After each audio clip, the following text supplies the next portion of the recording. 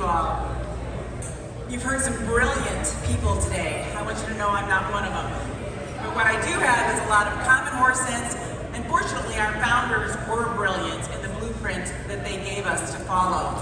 And really, our Constitution is our solution and provides us with the answers that we're seeking. So let me ask you, who makes law? Who makes law? Do judges make law? Do judges make law? Do bureaucrats make law? Do governors make law through executive order? Absolutely not.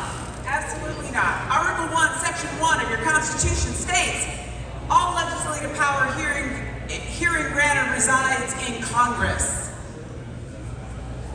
The federal Constitution concerning elections states in Section 1, Article 1, Section 4, the times, places, and manner of holding elections for senators and representatives shall be prescribed by each state by the legislature. So the state legislature decides that, where our elections are to be held. And then we move into the Constitution of Montana.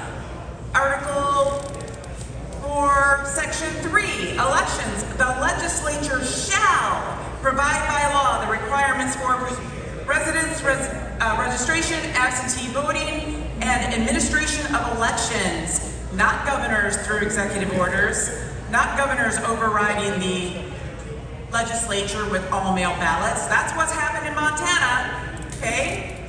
So if we believe that the constitutions are the supreme law of the land, as Article 4 states, if we believe that we as American citizens and human beings are endowed by our Creator with certain unalienable rights, such as life, liberty, and property, if we believe that free and fair elections are the foundation of our liberty and that our very lives depend on it, if we believe that governments are instituted among men to protect those God-given rights, then we must honor the legislative directive provided by our constitutions.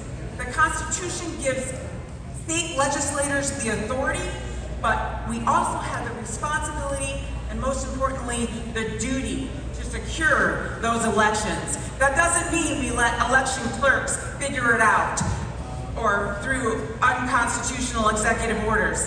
That means that we, the state legislators, need to provide a fail-safe method with built-in performance metrics to check our work and an auditing process to prove our system works.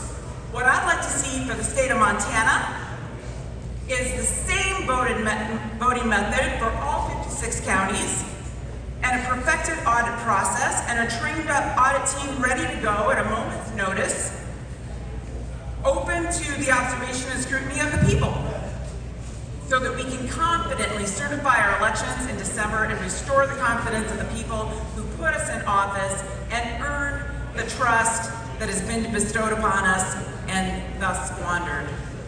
Now, for the Montana legislature to pursue a forensic audit, we must call ourselves into a special session, which has never been done.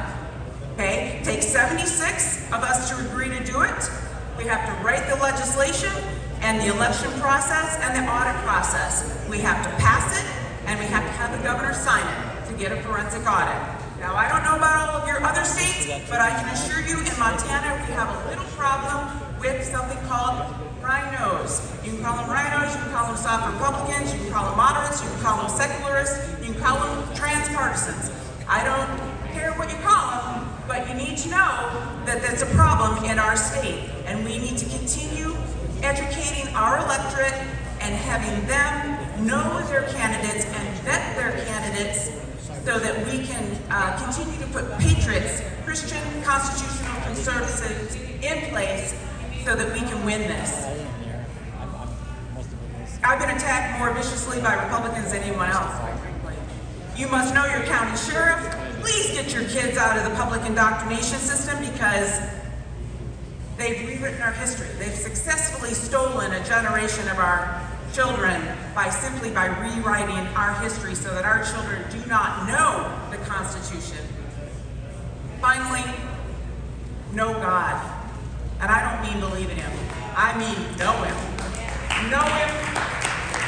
Know Him.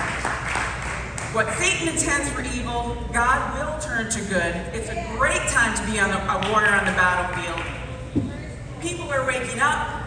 This is fantastic. I don't know where Mr. Lindells went, but I want to thank him for that opportunity to speak. And we're going to win this.